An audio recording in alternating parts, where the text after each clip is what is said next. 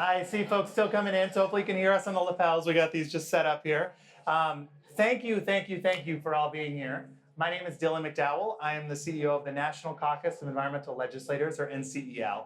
I know you have a lot of sessions to choose from. What an incredible conference this is. So many incredible people, leaders from across the country. We have an incredible panel here today. So you'll hear from a lawmaker, you'll hear from folks leading this work on the ground and nationally as well.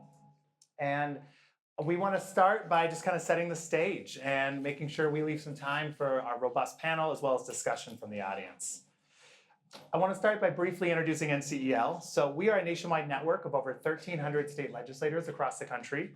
We serve as a resource for lawmakers on all things environment.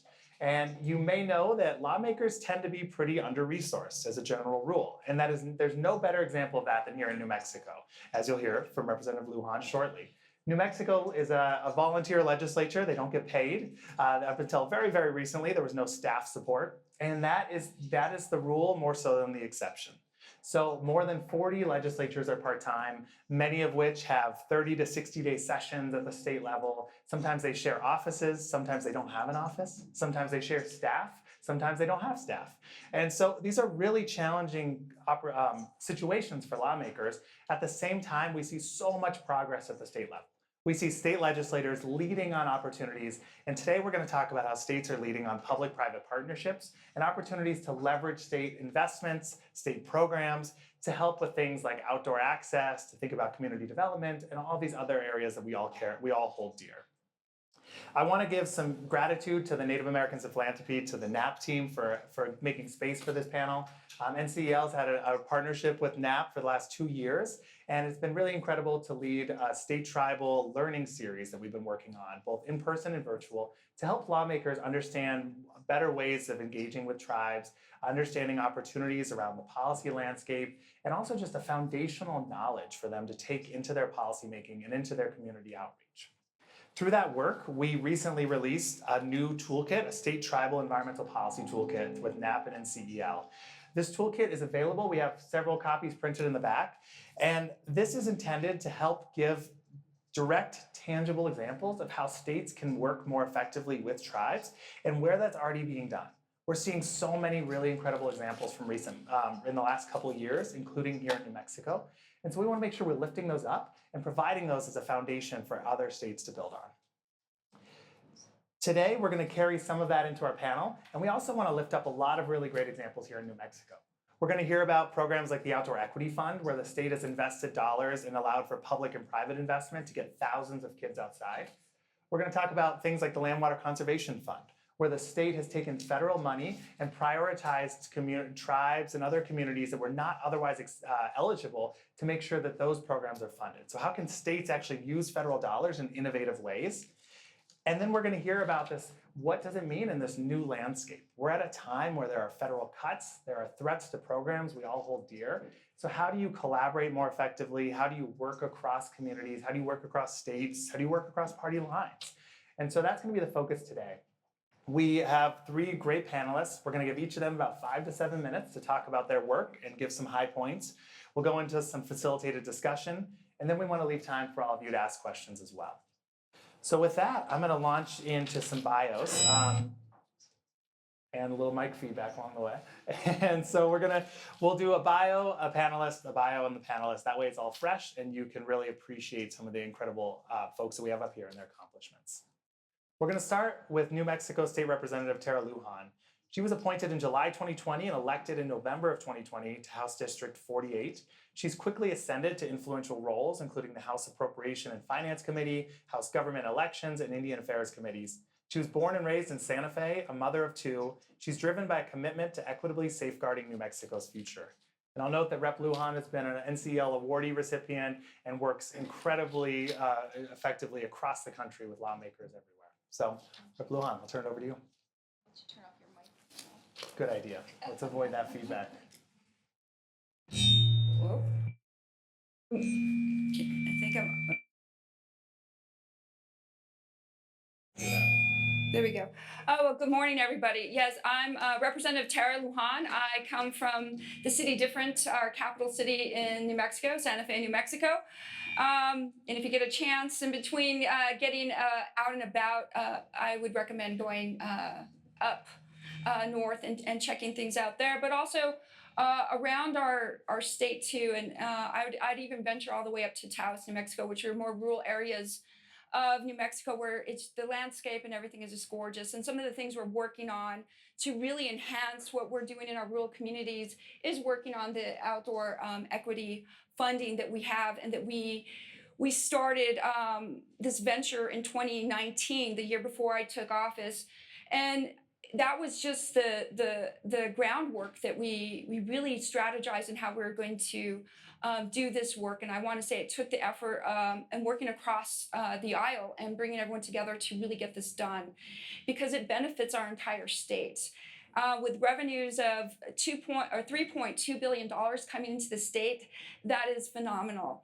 And I was just on the phone today with our legislative finance committee and talking about what are some of the things that we're seeing even this year, because that was in 2023. So in this current fiscal year, we're already in the first 2 quarters, we're already seeing that the job creation and those revenues are more than they were the previous fiscal year. So this continues to be one of the best things, I say, innovative things that we've done for New Mexico, and it has the potential to keep on growing.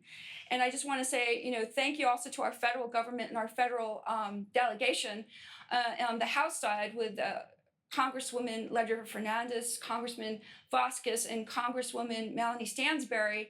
And there was bipartisan effort to bring in a new act in 2024 that really upholds the things that we're doing, and then the funding by Senator Martin Heinrich that came forward. So bringing that all together, it just really creates the establishment of this economy and this diversification. But more importantly, it's really getting our youth, it's really getting our rural and our tribal communities engaged in their small entrepreneurships and building those economies to scale. And I think this is one of the best things that we've done. We've done other things, working in the PPP world, that we, and I believe this was in 2019 too, or maybe before, we do have a PPP Act that is the cornerstone of us being able to do this, because in New Mexico, public-private partnerships. And so we have had different types of legislation to really change the dynamic of how we're doing that. But we have this thing called an anti-donation clause in our state, which really prohibits us from giving direct funding to private industry. And so what we've done is we've been really creative and collaborative in how we do this. One of the things we've done is we've created quasi-governmental entities like New Mexico Finance Authority, for one thing, and that is how we can send revenues to them, and they can distribute and create funds to them. The other thing is through this act, creating these investment type funds, the outdoor recreation fund, the equity fund, there are 2 funding sources that really get into the development and helping these small businesses establish what they're doing. Just this last year, we did have a marketing fund that we put, I believe it was like $800,000. And what that did is it's almost completely spent down, from my understanding. That was in 2024. And so that really gave the marketing capabilities for all these industries, all these small businesses, all these entrepreneurships to really build what they're doing for New Mexico and build their economies. And it's something that we really haven't seen, but it really is paying out, so to speak. So being on the finance committee, we're always taking these measures. We're saying, what is the return on investment? Well, this, as far as job creation, they're already increasing the number of jobs that are being created, the amount of funding and revenues that are being brought back into the state, incredible. Now, one thing I think that is probably on everybody's mind is, what's going to be the issue with the reconciliation bill on the federal level right now. That's something we're really establishing in New Mexico. And I just want to kind of bring us there into moments to understand that New Mexico is really on top of it, but really drive home that we are a resilient state. We have a revenue source, oil and gas, that's no secret. But what we've seen in the last 4 years is just the increase and the stabilization of that revenue into our state. And what we've done with that revenue is create a different revenue source, so to speak, a different fund that really stabilizes that and diversifies that revenue, so that we're being told by 2035 that it will, this fund that these funds, and there's a diversified type of fund, right? So it's an investment fund that will outpace oil and gas. So that's what we're doing as a state, because in the work that I do and what I bring to the table, my reason for becoming a legislator, a volunteer legislator at that, was to secure the future for the generations to come. I'm a mother of two. I have a 24-year-old son, and I have an 11-year-old daughter. And to me, committing myself to this work is beyond worthwhile because of those convictions and needing to bring to the table that driven influence of what my focus is for our state. And it is really working in this the sector of diversification of our finances, of our revenues, and really bringing the equity to our state, but doing it from a conservation environmental place. That's where I start. And it really is a spoke that outreaches and will influence and diversify even down to our local economies. But being at the top and understanding how we do that, I have incredible legislators that I work alongside with. Our Pro Tem Mimi Stewart, our Senate Leader Peter Worth, who's created the funding mechanisms that will actually create the recurring revenues for the outdoor recreation. And the Enchantment Legacy Fund that we recently put $300 million into. Now I'm gonna end it there, but I want to say we are in some challenging times, but with the resiliency of what we have done with this and the stabilization of our revenues, the future for New Mexico is bright. Thank you. Thank you. Incredible. Thank you so much. And love that you ended exactly at the 7-minute mark, I will know, which for a legislator too, extra kudos. That was incredible, and just ending on a bright note, perfectly done. And I think we'll come back into some of these financial challenges and whatnot, but I just want to put a quick finer point on something in case folks aren't as familiar. New Mexico, the severance tax element that Rep. Lujan mentioned, a lot of services, and many of you in the audience probably know this better than even I'm saying it, but just that so many services are funded by the severance tax, including K-12, community college, all these programs. And so thinking about this environmental transition also includes thinking about that funding aspect. And so that's where, as we think about partnerships, as we think about investments and all of that, it really comes down to not just the environmental side, but it's tied into all of these social services we all care about. So next we're going to hear from Laura Flores. She is a former educator of 15 years with lifelong passion for education and the outdoors. Laura works to make outdoor experiences accessible, safe, and enjoyable for all. She's dedicated to continuing New Mexico's youth, or connecting New Mexico's youth to the outdoor benefits through her leadership at Latino Outdoors, Nuestra Tierra Conservation Project, and beyond. Through her efforts, she aims to inspire future generations to protect the environment and cherish the adventures they experience. And I want to quickly note that I get to work with Laura through the Youth Outdoor Policy Partnership, which is a project that NCEL, Nuestra Tierra, Children Nature Network, and the North American Association for Environmental Education work on, really focused around policy solutions. And so she wears many hats and wears them all incredibly well. So with that, I'll turn it over to you. Thank you, Dylan. Laura Flores, pues Latino.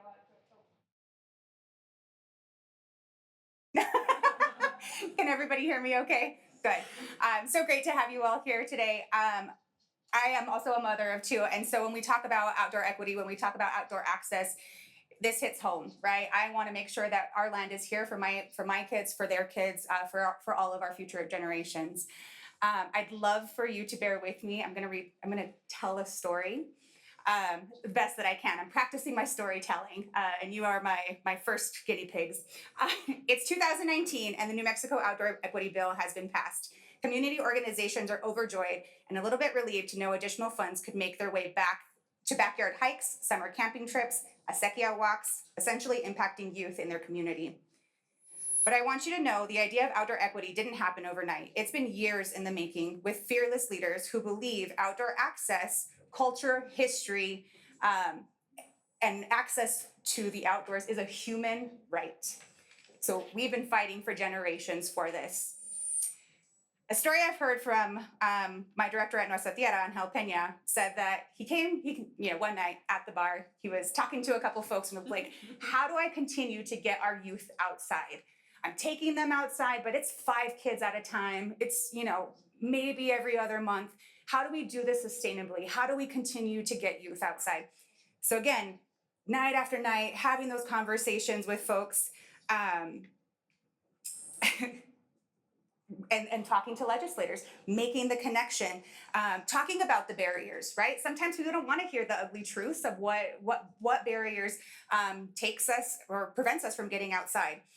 So we had to make those connections. Those connections are important. Talking to the community is important. Getting buy-in, getting trust from the community is important. Bills are not going to pass if we just say, hey, this is what we think is right. We want to make sure that the community is involved. So a group of diverse folks from the community came in to talk about what could be done. Again, building that trust, making sure that all communities, tribal nations, tribal organizations were included. When the Outdoor Equity Grant rolled out, like Tara said, in 2019, we had $3 million. That was a celebration in itself, right? As a recipient through Latino Outdoors, I was ecstatic. What can $40,000, $20,000 do? It is life-changing to organizations on the ground. This was a beautiful relief to the program. But last year in 2024, that funding decreased to $850,000. As you can imagine, programs were cut, jobs were lost. Some youth didn't get to go to programming, right? And once again, our organizations came together and we were like, this cannot happen. We need to fight. We need to ensure that we have at least $3 million in the bank to get these kids outside, to get these programs funded. And that's what we did. That's what we did. This year, we fought at the legislation for we asked for a little more, but we got 3.9, which was wonderful, right? Again, we're at that 3 million mark. But I will say, it is burdensome to fight yearly for this funding, right? What I would ask for, my call to action would be a multi-year grant, a sustainable grant, so our organizations aren't having to wonder if they're going to be funded every single year, and fear that they have to cut staff, and fear that they cannot bring community into their organizations. So you might ask yourself, well, Laura, why is this important to me and who does it impact? I think you might know the answer, but just in case you were asking, with my organization, Latino Outdoors, I want to just give you some stats. Last year alone, I was brought in as the regional coordinator. So prior to that, I was volunteering. But now I'm a full-time staff. I'm paid a sustainable wage, which is wonderful. We had 27 outings. We took 619 folks outside. 255 of those were youth. 173 of those were participating in the outdoors for the first time ever. These are just stats from one org. So can you imagine if we multiplied that by the 40 organizations that received that grant last year? It's incredible and amazing. And I have the privilege of working with all these organizations and hearing their success stories. One other thing I'd like to add is that in addition to taking youth outside, to taking families outside and introducing them into the outdoors, we are also employing outfitters. We are also assisting in job creation and planting seeds of climate consciousness and stewardship, which is, I'm not gonna give myself kudos, but if I could. So now at the federal level, what are we doing, right? Back to present day. Now, states have seen the success that New Mexico has accomplished with the Outdoor Equity Bill. Colorado passed, outdoor equity. Colorado has passed their outdoor equity. Nevada, North Carolina, California, Washington, and as of this week, I heard that Maine actually created an outdoor rec. So people know what is benefiting their community. This work does not stop at the state level. After looking at state success and understanding the importance of advocating for youth, we have advocating for youth. This is why the outdoor opportunity, with unwavering support from our Senator Heinrich here in New Mexico, is proposing the National Outdoor Opportunity Fund. It is very similar to the Outdoor Equity Fund, but it would assist federally, so nationally. We ask folks in this room, and outside of the room if you're listening, to think about how you can support, whether that's technical support, civil, legal, educational, or sharing resources. With continued support, we can continue the work of trust building within our community, ensuring that this bill and others that follow are not just blanket bills, right? Our states, our communities are not like, we can't stereotype people. We need to get in there and know what they want. Is this outdoor education for hunting? Is it for cultural? Is it for plant identification to support with herbs, remedies? What is it specifically that we want to see? Because I'm not trying to make a blanket bill that doesn't work in our states. And truly, I want to represent everybody and every voice and every community that it serves.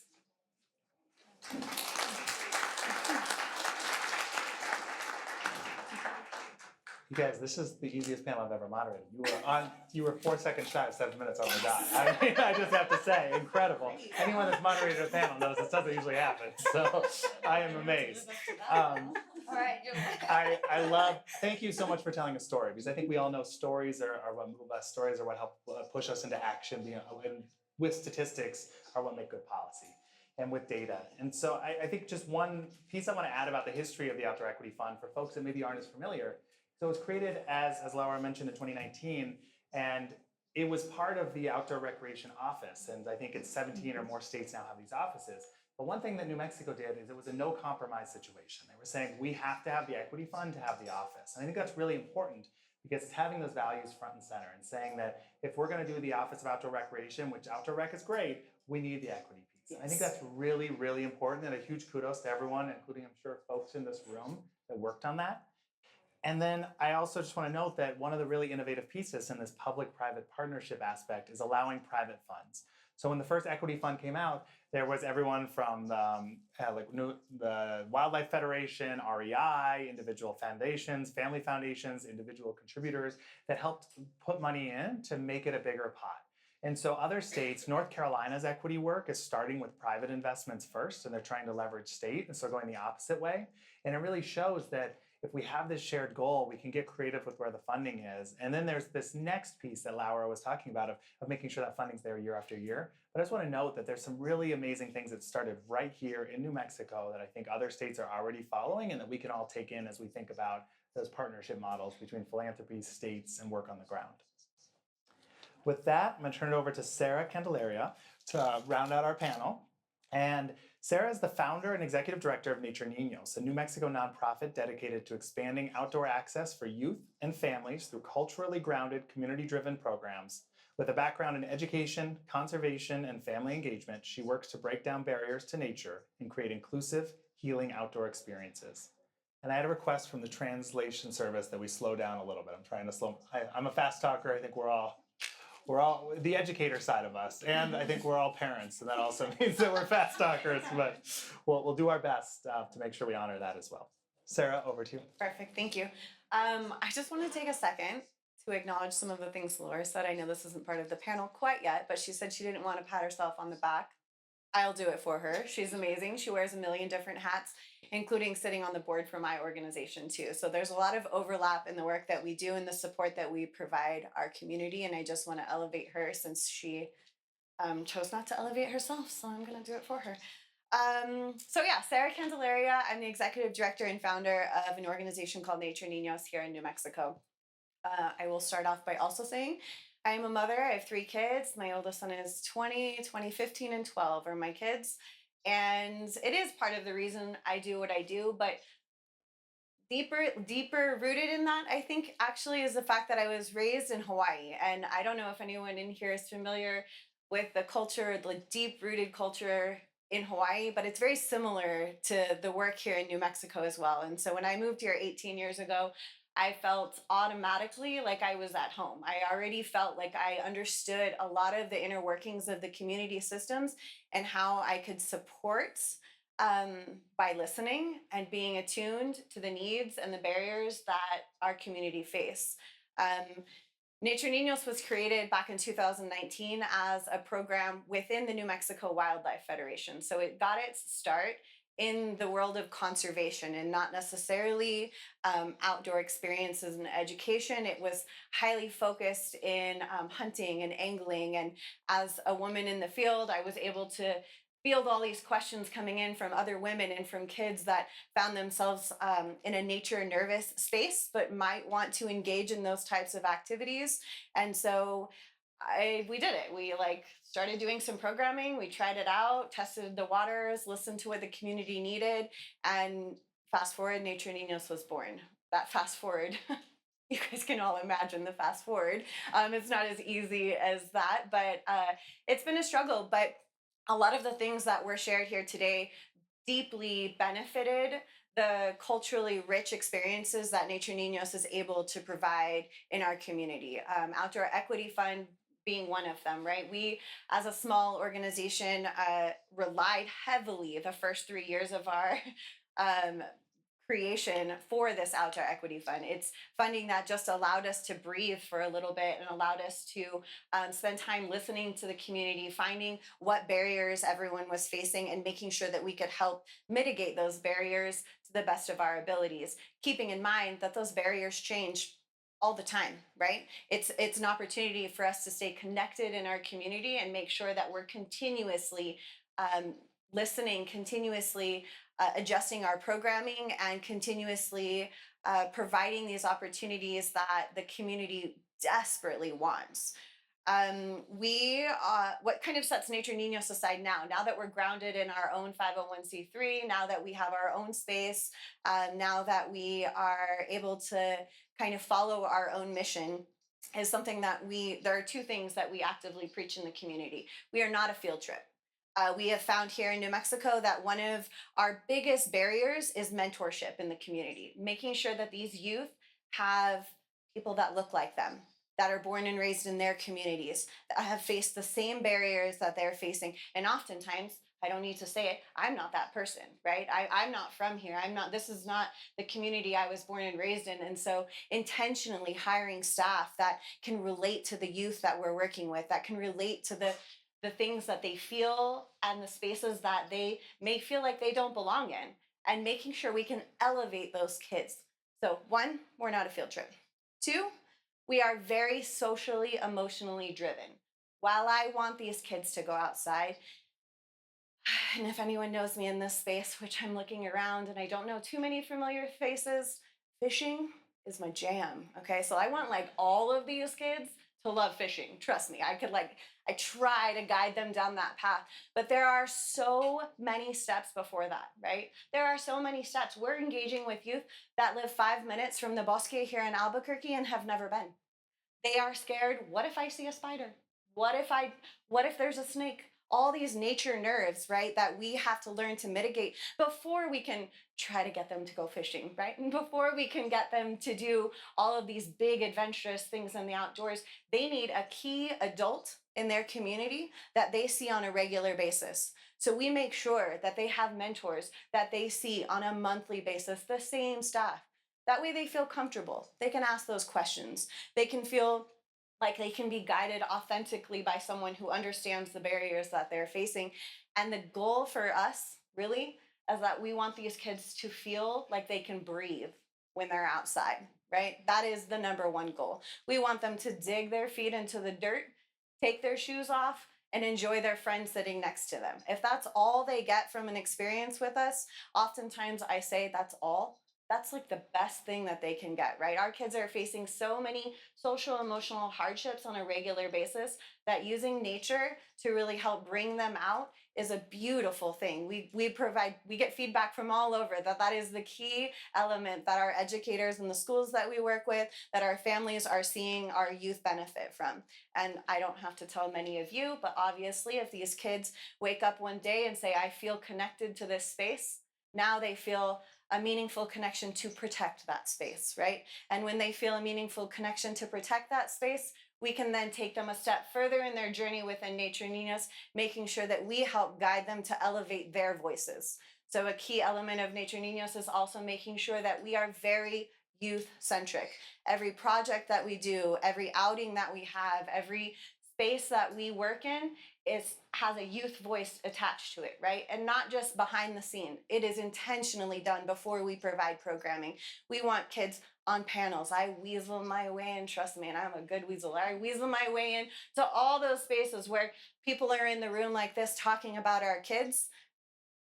And if we look around, there are no kids here, right? There are no voices being heard. And I'm always the one like, oh, let's bring that panel. Let's bring some kids in. Let's figure out how to get their voices actually heard, because I can recap it all day long, but it's nothing like hearing it directly from the source, right?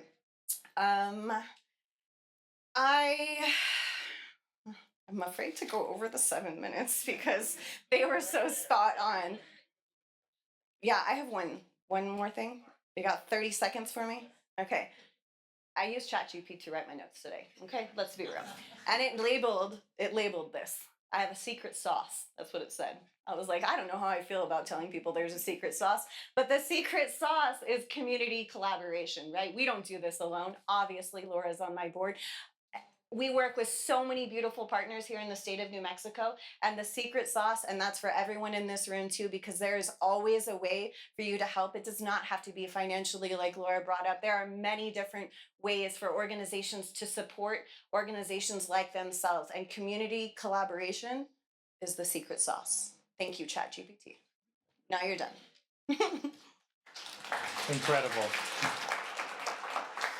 Thank you. So now I want to make sure we can leave a lot of time for audience Q&A. So I have just a couple quick questions for the panelists, and then we'll run the mic around. Kate, I might ask that you grab the handheld when we get to the Q&A time, and if folks have questions. Oh, Joel has it. Thank you, Joel. So I guess I'll ask two questions to start. One is for Laura and Sarah. You talked about the grant cycles are oftentimes only 1 year, and then thinking about funding and longevity. Can you talk about how you're trying to maintain and build public-private partnerships and diversified funding in your own work to help keep this work durable and long-term? Yeah. And also how that relates to the Outdoor Equity Fund as you've done that. I won't take too much time, promise. Okay, so I think this is an important point for Nature Niños, as we're in such a crazy financial funding space right now.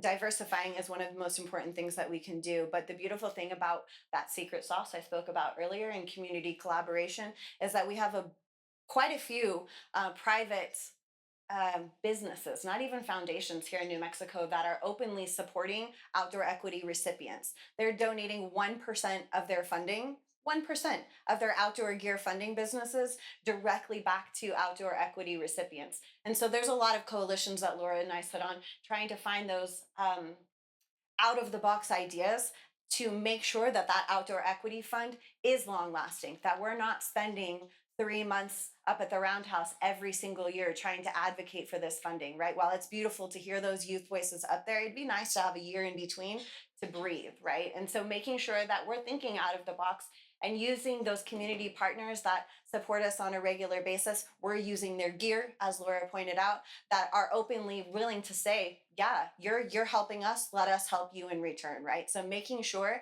that we're fully embedded into the communities to have that buy-in from private businesses and foundations in our community to help with the longevity of the Outdoor Equity Fund. Laura, anything you want to add to that? No, I think Speaker. Thank you. Just building on what Sarah was saying, I think that it really is important to make those community connections, specifically for, like, we raft once a year with 12 Latina youth. I don't know if any of you have gone rafting, but it is pretty pricey, right? But making those connections and talking to these community organizers on why it's important to get our youth out there, get them hooked, get them learning about the water quality, get them learning about the plant identification along the Rio Grande, the Chama, and then that opens their eyes and they're like, you know what? I'll give it to you for 70% off. Sold, right? But it's a symbiotic relationship. We're not asking for everything. We're asking for, we're asking for education. We're asking for support. In return, they might get a repeat customer, right? And if not that, they get somebody like an environmental scientist that helps support the Rio Grande, the agriculture that's that's around the space. So I think everybody is a winner. Fantastic, thank you. And then Rep. Lujan, I wanted to ask you a little bit more about the Land Water Conservation Fund and how you're prioritizing funding in a time where there are challenges, there are budget cuts, we're seeing the federal impacts. And one thing, we touched on this, but just to reiterate, is that the New Mexico bill 2 years ago, I believe, was allowing tribes to be eligible for LWCF funding in New Mexico. Federally not eligible, but allowing that, states have that discretion. And 1989 was the last tribally led project with LWF funds in New Mexico prior to that bill passing. So they're really looking at how much power states have to direct that funding. So how are you balancing that as a lawmaker? What are these conversations like as you think about the limited funds, but also the incredible impact we hear about here?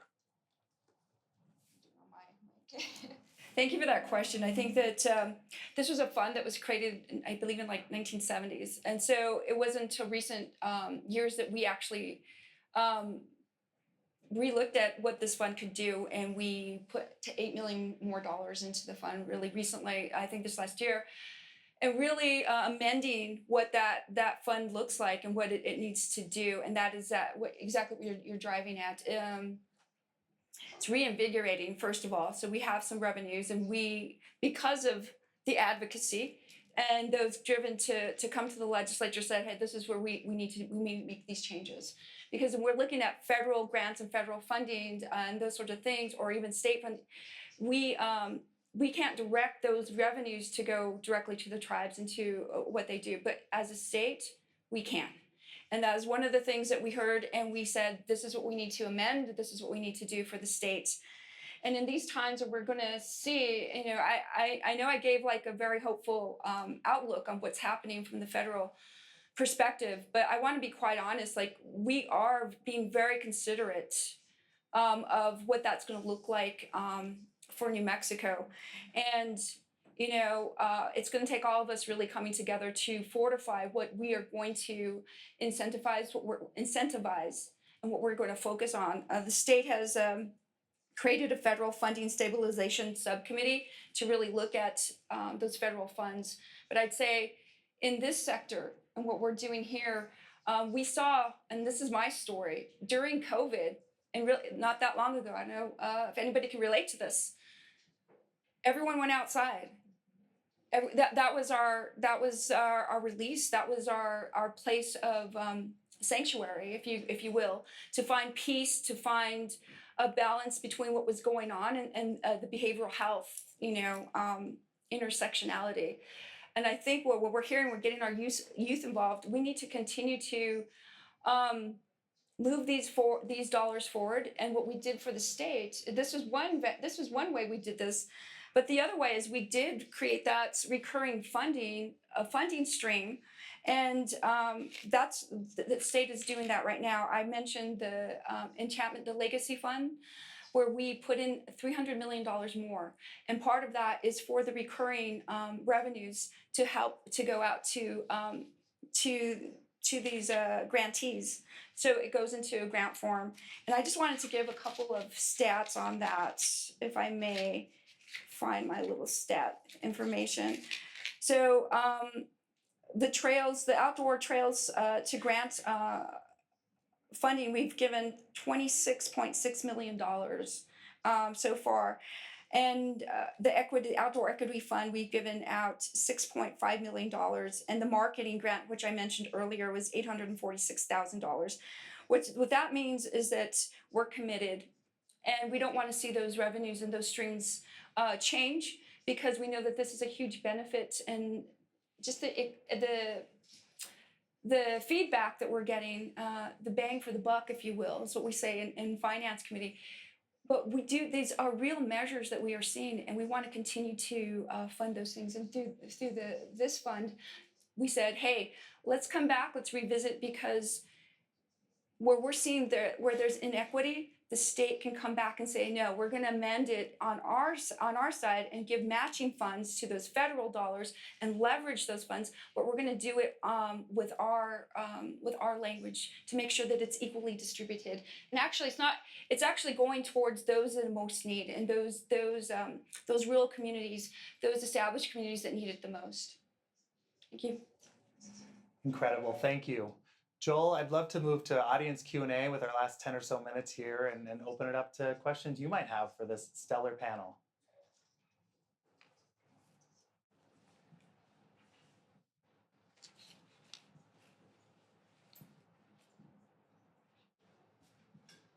Manam, thank you for the opportunity. My name is Ramon D. Vasquez. I'm the Community Engagement Manager for an Native organization in San Antonio, Texas, American Indians in Texas, at the Spanish Colonial Missions.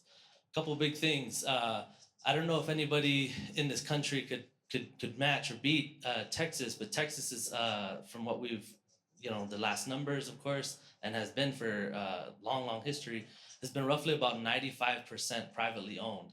The land across the second largest state, arguably in the country, privately owned, right?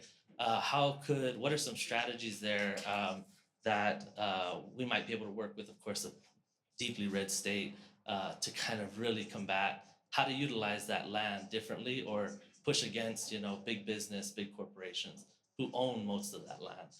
And then secondly, even utilizing, I believe Taos Pueblo is the only UNESCO site in this country internationally. San Antonio government fought internationally or spoke internationally about really bringing that UNESCO designation, a secondary designation to the city of San Antonio through its San Antonio missions,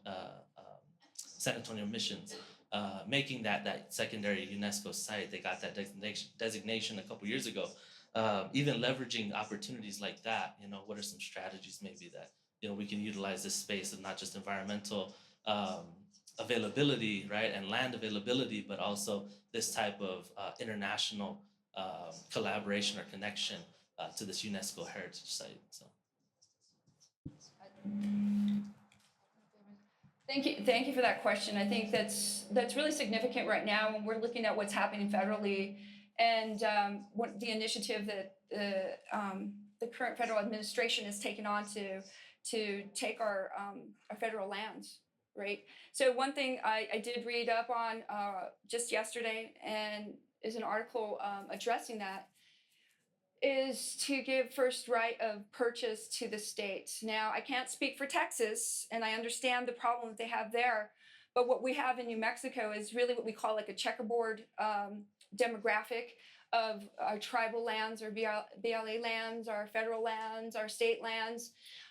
And I would say this, I'd say that we are very cognizant. We have our working with our state land commission, working with our executive, Governor Lujan Grisham, who's been a key player in all these things and these initiatives that we're doing, and our legislature, and then our federal delegation as well. It's really working together to coordinate to make sure that we're going to keep those lands intact, and to know right now that we will have the first right of refusal, right? Our tribal communities, and also our state, to buy those lands or to really assess what's going on there. So as far as like getting the designation, I say that comes from it's all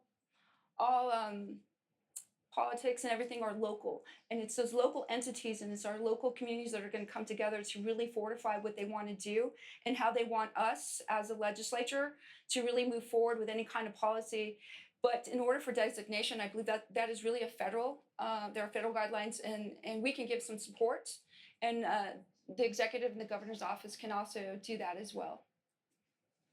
I have something to just quickly Yeah, I was add going to to- say, if either of you want to add anything, especially about public access to private lands. I don't know if you all have done that through some of your work, but Yeah, so take it however we you- have a really unique space here in Albuquerque. Used to be known as Shady Lakes. Okay, it's a conservation heaven in the middle of the city. Okay, and it's privately owned. For years, Nature Niños had a public and private partnership with the owners of that space. And so that's all I can really contribute to your question. It's not as in depth as before, but the idea that if we can gain the buy-in of those private landowners to really see the difference that they're making and being able to open up some of these private lands. So yeah, they're still private. You know, if I could buy Shady Lakes, it's $3 million. I can't do it. But instead, I'm going to turn around and have this beautiful partnership with the owners of that property so that the youth in our communities still have access to that space. So that as an advocacy group in the state of New Mexico, I can still advocate for the healthy waters and the wildlife and the lands on that space as well. And we can teach the youth about a space that's extremely unique inner city to them, right? And so for 5 years, we had this beautiful partnership where we were able to use that space and really dig really deep into the community and be able to provide some very unique experiences because of its location for, you know, some of our most disadvantaged youth, those that are deaf, hard of hearing, have mobility issues. We're able to go out into this private space and really feel secure while they have their very first nature experiences, right? And so of course we want to buy it. Of course we want it to be public. Of course we want everyone to have access to it. But all I do is challenge other people to say, well, what's the other way? Right? The other way is to create these beautiful partnerships to see if we can potentially still use that space while it remains private land. Not the solution forever, but for now it works pretty good. If I may, I might just Yes, add, please. never underestimate community power, right? We are stronger as community, we are stronger together.